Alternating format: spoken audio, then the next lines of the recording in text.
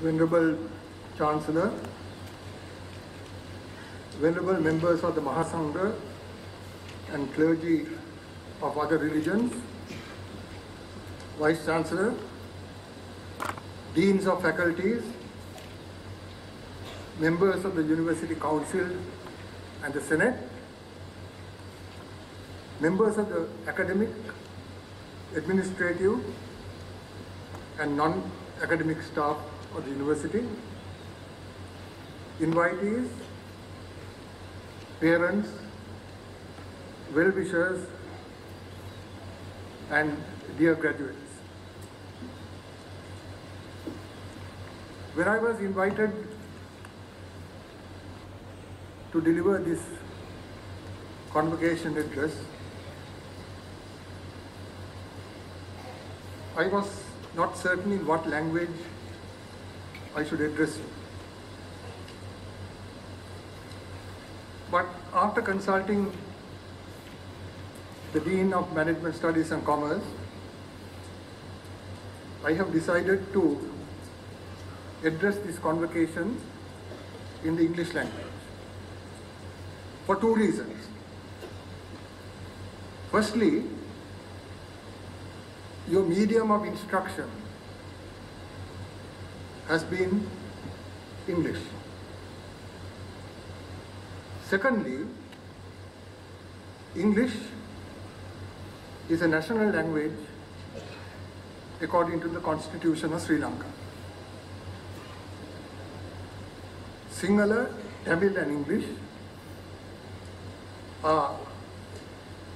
have been described in the Constitution as our three national languages.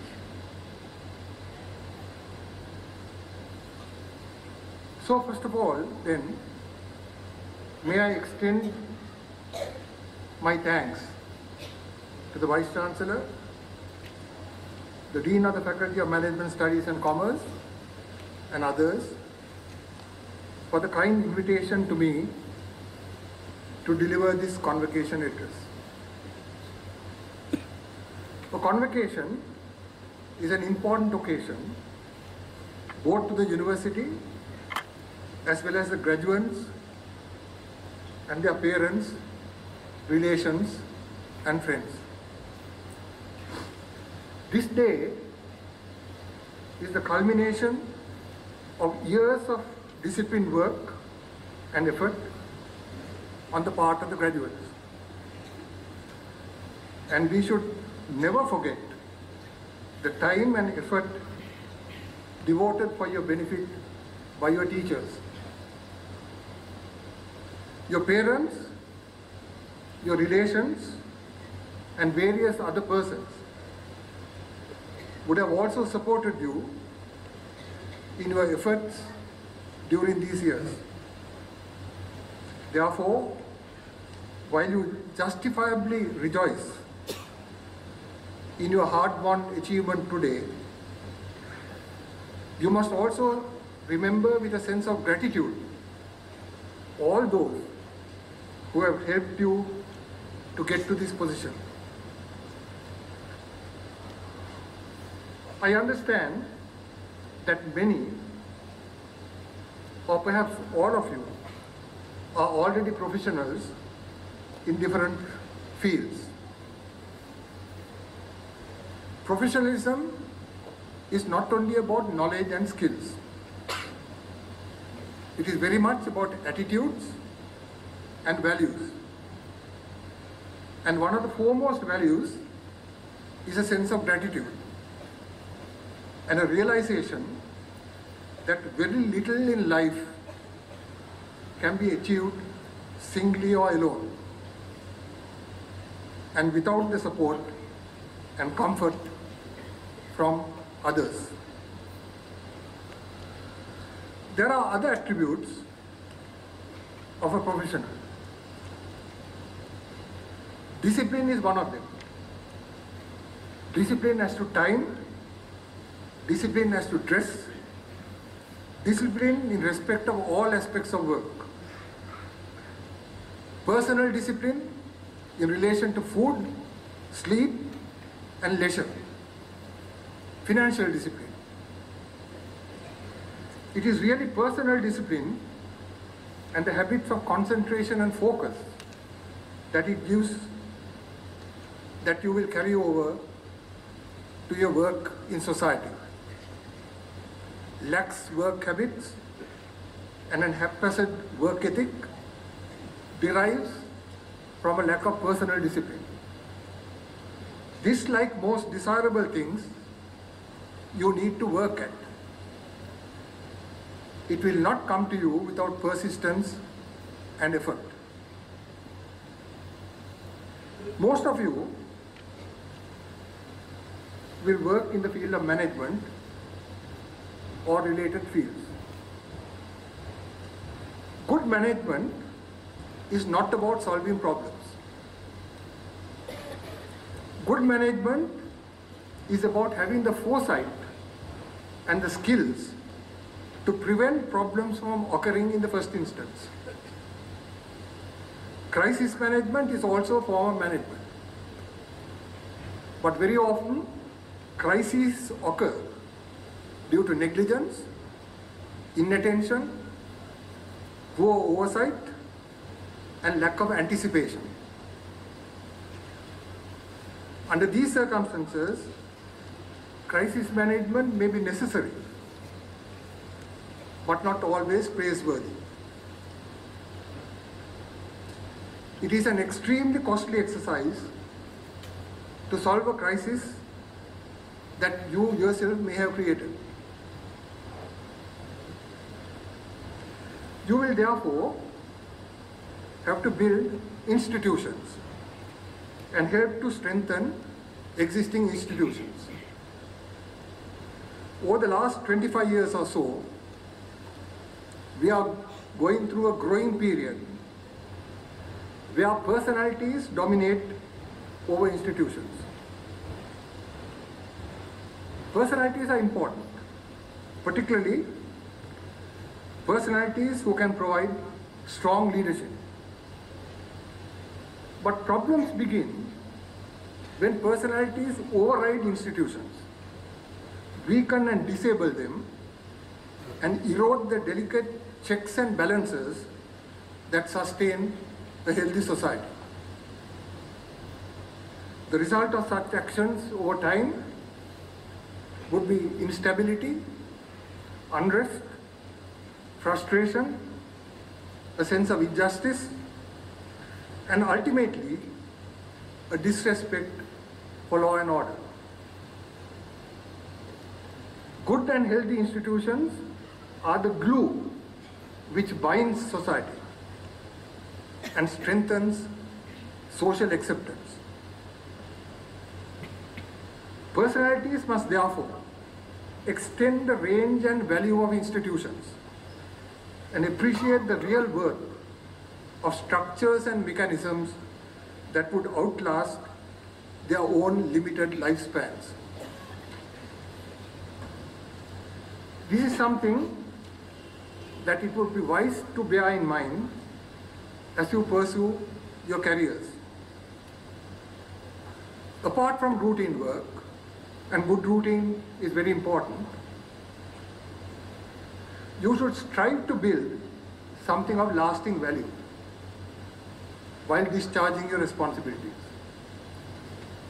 This could be leadership towards engendering a culture of wide consultation before decisions are taken. A respect and a concern for those less privileged than you are,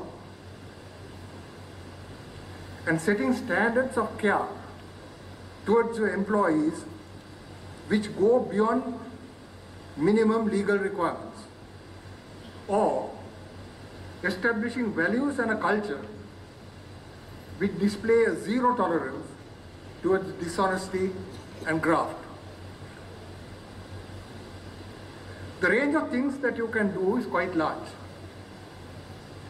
What is necessary is to interpret your functions as a professional in order to build things of lasting value.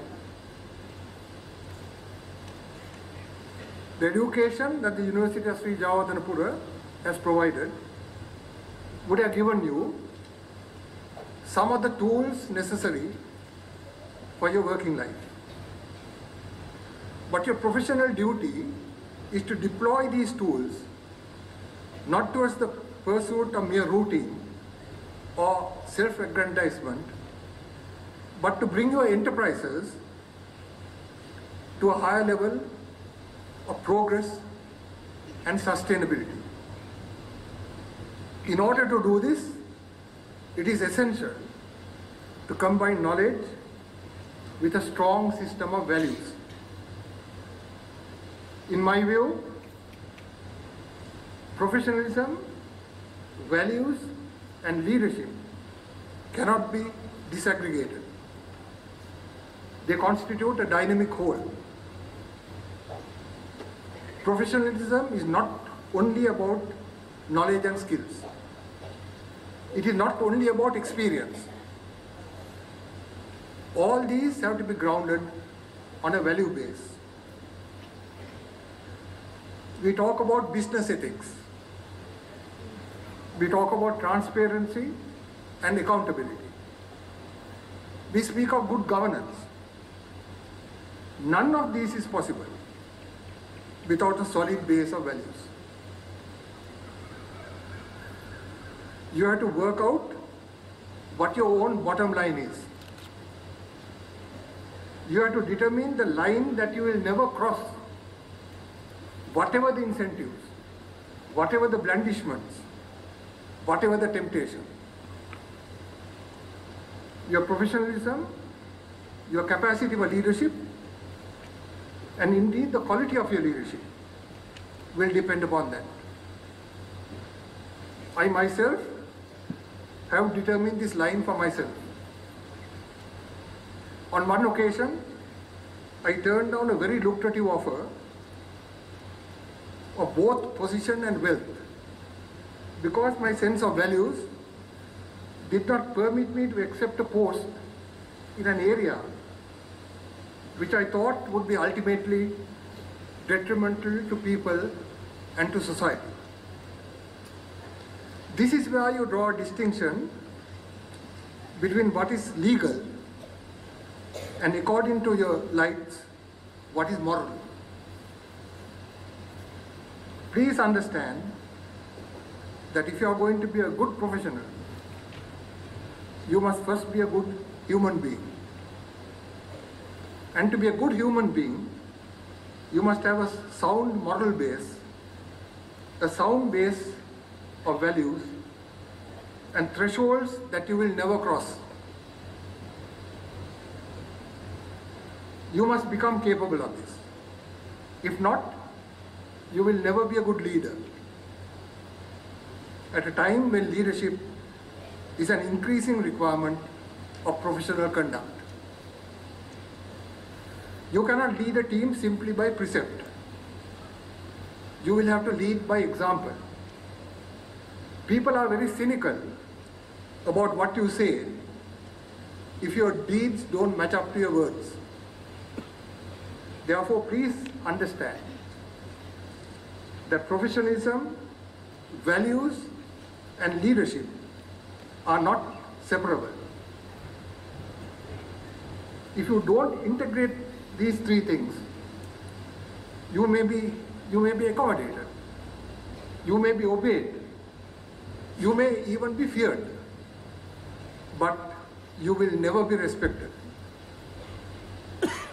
Respect has always to be painstakingly earned. However powerful you may be, you cannot command respect. You may command fear, you may command obedience, but never respect.